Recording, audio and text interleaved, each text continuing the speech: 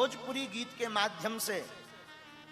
और दिल्ली में भी आपने जो समाज सेवा की, वैसे हमारी व्यासपीठ हमेशा संतों का नाम लेती है, या तो संत कोई आवे या कोई महापुरुष आवे,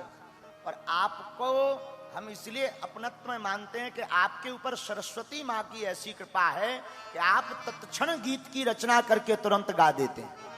वो आनंद के पल हमें भूलते नहीं, जरूर पूर्व जन्म का हमारा कोई नाता रहा होगा। तो जब आप बागेश्वर धाम पहुंचे, यज्ञ में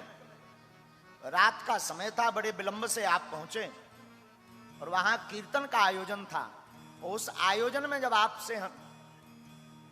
कहा कि आप कुछ वाणी अपनी भगवान बागेश्वर बालाजी के चरणों में प्रस्तुत करें, आपने माइक पकड़ा और ऐसी सरस्वती माँ की कृपा हुई, पूज्य गुरुदेव भगवान का नाम लेकर ऐसा गीत सुनाया, हृदय इतना रोमांचित हो गया कि रोम रोम खड़े हो गए। जोरदार ताली बजा करके